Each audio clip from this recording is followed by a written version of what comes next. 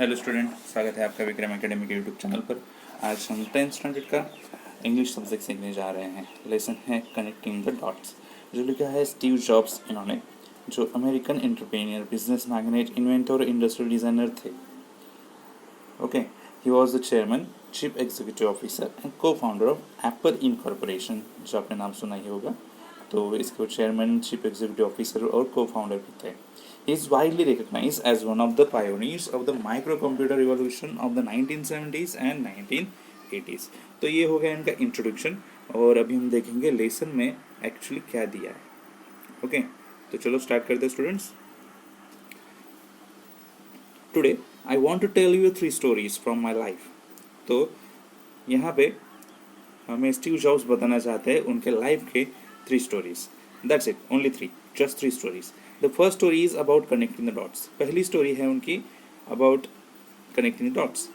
I drop out of reach college after the first 6 months, but then stayed around as a drop in for another 18 months before I really quit। तो उन्होंने read college 6 month join करने के बाद छोड़ दिया, but around 18 months और drop in की तरह लेक्चर्स अटेंड करते रहे। Looking back it was one of the best decisions I ever made. और अभी जब वो इतना आगे आ चुके हैं तो उनको ऐसे लगता है कि वो पास्ट में उन्होंने लिया हुआ सबसे अच्छा डिसीजन था। I could stop taking the required classes that didn't interest and begin dropping in on the ones that looked interesting. तो उनको ऐसे लगता है कि उन्होंने किया वो अच्छा किया कि जो क्लासेस में इनको इंटरेस्ट नहीं था उन्होंने वो ड्रॉप किए थे, और जो क्लासेस में इंटरेस्ट है उनको ही उन्होंने प्रेजेंट रहने की कोशिश की। I didn't have a dorm room, so I slept on the floors in friends' room। उनके पास डॉर्मिटरी रूम नहीं था, तो कहाँ सोया करते थे? फ्लोर्स पे, फ्रेंड्स के रूम में। I returned Coke bottles for the 5 cent deposit to buy food with, and I would walk 7 miles across town every Sunday night to get one good meal a week at the Hare Krishna temple। तो वो Coke bottles जो है 5 Saint को दिया करते थे और उसके बदले में अपना फूड लेते थे। वो हर एक संडे को, हर एक वीकेंड में, संडे नाइट को वो हरे कृष्णा टेम्पल में जाया करते थे ताकि उनको अच्छा मील मिले। वो भी चल के जाते थे 7 माइल्स। आई लव इट, और उनको बहुत अच्छा लगता था। And much of what I stumble into by following my curiosity and intuition turn out to be priceless later on. Here one example. Reed College offered perhaps the best calligraphy instruction in the country. Because I had to take a calligraphy class, I learned about serif and sans serif typefaces, about what makes great typography great। तो एक example वो बताते हैं। Read college perhaps calligraphy instruction के classes अच्छा देता है पूरे कंट्री में, क्योंकि उन्होंने कैलीग्राफी क्लास लिया था, उन्होंने सीखा सेरिफ और सैंस सेरिफ टाइपफेसेस, और अभी वही उनको बहुत अच्छा यूज हुआ उनके लाइफ में। 10 years later, when we were designing the first Macintosh computer, it all came back to me। 10 साल के बाद जब वो कंप्यूटर डिज़ाइन कर रहे थे, मैकिन्टोश कंप्यूटर, तभी वो पूरा टाइप फेसेस जो है उनके सामने वापस आया। And we design it all into the Mac, और वो सब उन्होंने मैक में डिज़ाइन किया। If I had never drop in on the course in college, the Mac would have never had multiple typefaces. अगर उन्होंने तभी ड्रॉप इन किया नहीं होता ना, तो ये सब मैकिन्टोश कंप्यूटर में उनको ज़रूर नहीं दिखाई देता वो सब multiple typefaces, for that matter even proportionally space fonts. And since Windows just copied Mac, it's likely no personal computer would have them. Since तभी बताया गया है कि विंडोज एक तरह का कॉपी ही था, it's likely no personal computer would have them। Of course, it was impossible to connect the dots looking forward when I was in college। तब की बात सोचेंगे तो तब ये सोच के ये डॉट कनेक्टिंग वाला कुछ हो सकता है, ऐसे कुछ पास्ट इवेंट कुछ कनेक्टिंग हो सकते हैं आगे की लाइफ में। ऐसा सोचना तो डिफिकल्टी था, but it was very clear looking backwards 10 years later। But अभी जब 10 साल के बाद ये सोचते हैं कि पास्ट में जो डिसीजंस लिए थे वो सच में वही कनेक्टिंग डॉट्स है जिसका आज के प्रोग्रेस में कुछ ना कुछ रिलेशन है। You can't connect the dots looking forward. आप आगे देख के, फ्यूचर देख के डॉट कनेक्ट नहीं कर सकते। You can only connect them looking backwards. जब भी आप पास्ट में देखोगे, बैकवर्ड देखोगे, तभी आपको डॉट कनेक्ट करने आ सकते हैं। सो आप डॉट कनेक्ट कर सकते हो। So you have to trust that the dots will somehow connect in your future. आपको इतना ही ट्रस्ट करना होगा कि जो आप अभी कर रहे हो उसके कुछ ना कुछ कनेक्शंस फ्यूचर में ज़रूर होंगे। You have to trust in some things. कुछ थिंग्स में आपको ट्रस्ट रखना होगा। Your gut, your destiny, your life, your karma, whatever it is, आपको इस सब पे कुछ ना कुछ ट्रस्ट करना होगा।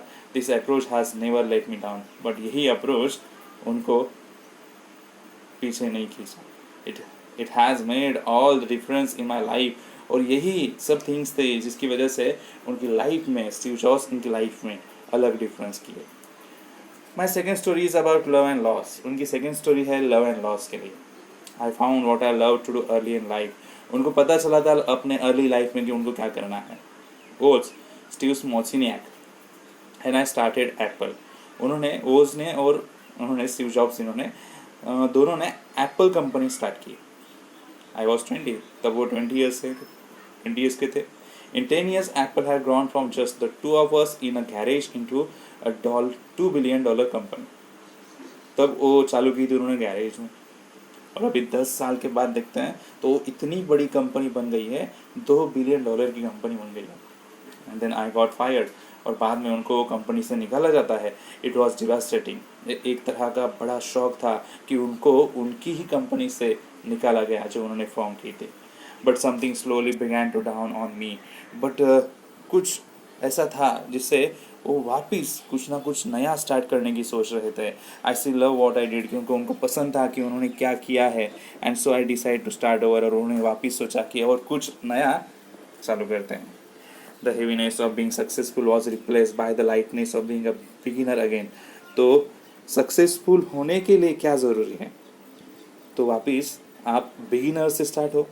It freed me to enter one of the most creative periods of my life. और इसी वजह से वो अपने इतने most important period of life में पहुँचे थे जहाँ पे वो ज़्यादा से ज़्यादा क्रिएटिव रह सकते थे। During the next 5 years I started a company next. अगले 5 सालों में उन्होंने नेक्स्ट कंपनी चालू की, अनदर कंपनी नेम पिक्सर, और एक कंपनी पिक्सर चालू की। And fail in love with an amazing woman who will become my wife. और वो ऐसे वुमन के प्यार में पड़ गए जो उनकी बाद में वाइफ बनी है। Pixar is now the world's most successful animation studio. और पिक्सर अभी वर्ल्ड का सबसे बड़ा सक्सेसफुल एनिमेशन स्टूडियो बन चुका है। Apple bought NeXT. एप्पल ने नेक्स्ट कंपनी को खरीद लिया। I return to Apple. NeXT को खरीद लिया, यानी नेक्स्ट में वो काम करते थे, तो इसका मतलब वो एप्पल कंपनी में वापस आ चुके थे। And the technology we develop at NeXT is at the heart of the Apple's current renaissance. और जो नेक्स्ट में टेक्नोलॉजी डेवलप की गई थी वही टेक्नोलॉजी अभी एप्पल्स में इम्पोर्टेंट बन गई है। And Lawrence and I have a wonderful family together. Lawrence यानी उनकी वाइफ और वो उनकी फैमिली बहुत ही वंडरफुल बन चुकी थी। Sometime life hits you in the head with a brick. कभी कभी लाइफ आपको सर पे ब्रिक से मारती है। इट मीन्स बड़ा शॉक देती है। डोंट लूज फेथ, बट आप अपना फेथ मत लूज करो। फेथ छोड़ो मत, ट्रस्ट मत छोड़ो। The only way to do great work is to love what you do. एक ही थिंग है जो आप कर सकते हो, जो आपको पसंद है उस पर फोकस करो। If you haven't found it yet, अगर आपको नहीं मिला है तो ढूंढते रहो जो आपको पसंद आएगा करने में। डोंट सेटल, रुको मत। My third story is about death. उनकी थर्ड स्टोरी है डेथ के लिए।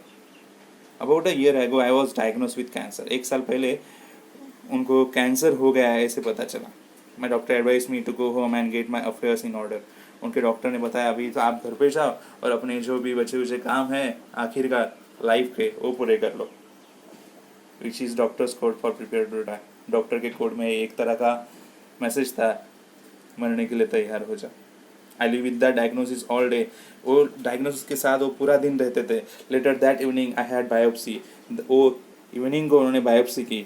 It turn out to be a very rare from pancreatic cancer that is curable with surgery. ये बहुत ही रेयर था कि वो पैनक्रियाटिक कैंसर था और वो क्यूरेबल सर्जरी से ठीक होने वाला था। I had the surgery and I am fine now. उन्होंने सर्जरी की, अभी वो ठीक है। This was the closest I have been to facing death. एक तरह से डेथ के नज़दीक जाके ये वापस आना था। And hope it's the closest I get for a new more decades. और इसीलिए वो और कुछ डिकेट्स आगे जिंदा रहने थे।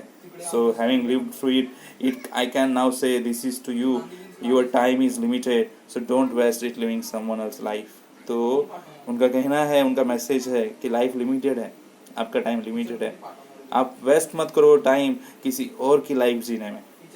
Don't be trapped by dogma which is living with the result of others people thinking. Other people's के थिंकिंग में आप मत रहो, ऐसे ट्रैप मत हो जाना डोगमा में। डोगमा ने ऐसा बिलीफ और सच बिलीफ्स बोले हैं जो held by a group or organization which others are expected to accept without argument। तो बाकी मीनिंग दिया है हमें डॉगमा का, जो एक ऐसा बिलीफ है, ऐसे बिलीफ में ट्रैप मत हो जाना कि दूसरों की सुनते रहो और उनके ही काम में अटक जाओ। Don't let the noise of others opinion drown out your own inner voice. दूसरों की वॉइस की वजह से, दूसरों की आवाज़ की वजह से अपना जो मेन इनर वॉइस है उसको दबाओ मत, पीछे मत रहो, डिसीजंस अच्छे लो।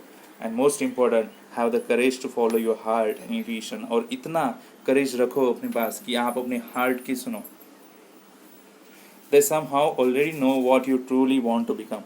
क्योंकि हार्ट को शायद पता है कि आपको क्या करना है, कि आप किस तरफ जाने वाले हो, उसे ज़रूर पता होता है। तो इसीलिए इतना करेज रखो कि आप अपनी हार्ट की सुन सको। ये बहुत इंपॉर्टेंट है।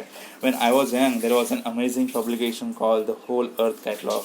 जब यंग थे तब एक अमेजिंग पब्लिकेशन था, the Whole Earth Catalog. In the final issue on the back cover they put a photograph of an early one tree. So जब फाइनल इशू उनका पब्लिश हुआ तो बैक कवर पे एक फोटोग्राफ था अर्ली मॉर्निंग का, country road का। Beneath it were the words, उसके नीचे वर्ड्स थे, stay hungry stay foolish. It was their farewell message, उनका ये फेयरवेल मैसेज था। और वो लास्ट फाइनल इशू था, उसके बाद इशू आने वाला नहीं था, बट उनका मैसेज था स्टे हंग्री स्टे फुलिश। और मॉर्निंग वाला कंट्री साइड का पिक्चर था। सो इससे वो क्या बताना चाहते हैं? सो स्टे हंग्री मतलब उनको कहना है always keep wanting something more, कुछ ना कुछ लेते रहो, रुको मत, समथिंग न्यू आपको मिलना चाहिए। स्टे फुलिश यानी always keep an open mind, अपना माइंड ओपन रखो, आपको सब कुछ मिला है ऐसा मत सोचो और ढूंढते रहो। Never think you know everything, ऐसे कभी भी सोचो कि आपको कुछ कभी मिला ही नहीं, कुछ पता नहीं है, तो आप और नए नए थिंग्स ढूंढते रहोगे, इनोवेटिव्स करते रहोगे कुछ ना कुछ। So stay hungry stay foolish, ऐसा वो भी हमें मैसेज देना चाहते हैं। And now you graduate to begin a new, I wish that for you. Stay hungry stay foolish मतलब हंग्री रहो, फुलिश रहो, ताकि आप आगे कुछ करने पे रुकोगे नहीं, सेटिस्फाई नहीं होगे, आप और भी करते रहोगे और प्रोग्रेस आपको मिलता रहेगा। तो ये मैसेज ये देना चाहते हैं। सो इस तरह से स्टीव जॉब्स इन्होंने 3 स्टोरीज अपने लाइफ की यहाँ पे बताई है, जिससे हमें कुछ ना कुछ मैसेज ज़रूर मिलता है। आई होप आपको ये लेसन समझ में आया रहेगा। आप मुझे बता सकते हो कमेंट सेक्शन में, वीडियो लाइक भी कर सकते हो, शेयर कर सकते हो। चैनल सब्सक्राइब किया नहीं है तो प्लीज़ कर सकते हो। अभी हम ऐसे ही मिलेंगे न्यू वीडियो में, तब तक के लिए गुड बाय, टेक केयर।